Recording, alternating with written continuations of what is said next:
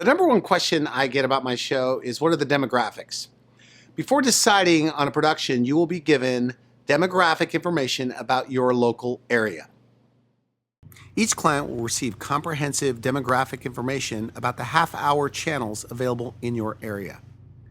You will get homes reached with zip codes, economics with occupation and industry, household income, age demographics, ethnic composition, education information, channel position, DMA population, and lifestyle. So this is a sample sheet of the New York City DMA. DMA is the designated market area. For example, in this DMA, the population is 20 million people. And the households it hits are 5.7 million households. It says total TV households is 7,387,000. That means that it's obviously not hitting a couple of million homes with their station.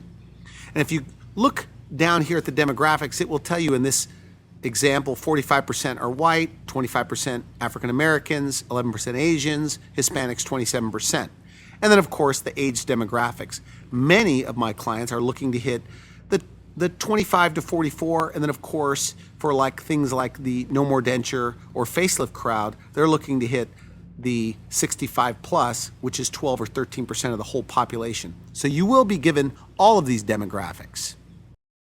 Let's begin with a working definition. Demographics are the quantifiable statistics of a given population. The second thing we want to take into consideration here is the psychographics. Psychographics is the study of personality, values, attitudes, interests, and lifestyles. For example, I like to say my shows are boring unless you have a loose-fitting denture. For my no more denture shows, the denture wearers seem to respond in a big way. Or if you have red spots or brown spots that you can't get rid of on your face, my minimally invasive shows are very interesting.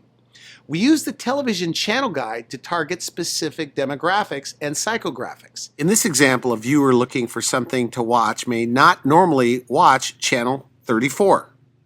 But when they see Smile Makeover, they click to see if it's something that interests them. Chances are, they don't like their smile. Or in my second example, look at channel 36, the new liposuction. This is the way we title shows to hook them in. A person that has unwanted fat on their hips or abdomen may click on the channel to view the program and see if it's something they want to watch. All of our shows air prime time in and around all of the popular TV shows.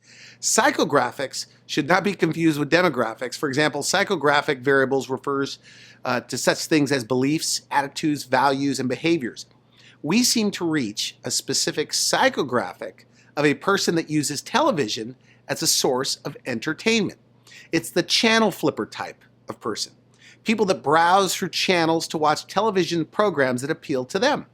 I understand that not everyone watches TV, but statistics tell us, Nielsen ratings tell us, that over 60 million people watch and flip through channels for more than 3 hours a day. We have had a lot of famous educated people that found us by flipping through channels and seeing a topic that interests them on the channel guide. They click on our show and move forward with a facelift or other procedures. Some of the most famous stars in Hollywood have tuned into the Wellness Hour and visited my clients. We have university professors, police officers, pharmacists, firefighters, stay-at-home moms, musicians, even famous TV preachers that all have found us on the channel guide. Let me explain what I have found over the years after looking at thousands of TV, radio, print, and now internet advertising. I have found that if it's a bad advertisement, it will get bad results. You can deliver your advertising to your target audience at the right reach and frequency and still not get a return on your investment. How does this happen?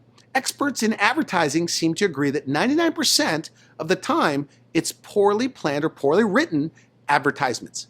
If your advertising is not designed and written at the psychological and emotional level, it will usually fail. We need to deliver both logical and emotional reasons why someone would want to do business with you. The programs I direct have this in mind.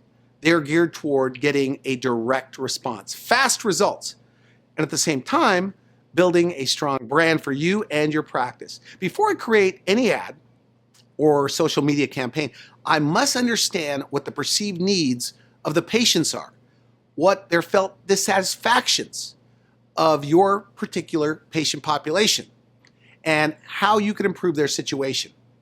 Early in my career, I adopted a winning philosophy from advertising genius David Ogilvy, who wrote Confessions of an Advertising Man in 1963 and Ogilvy on Advertising.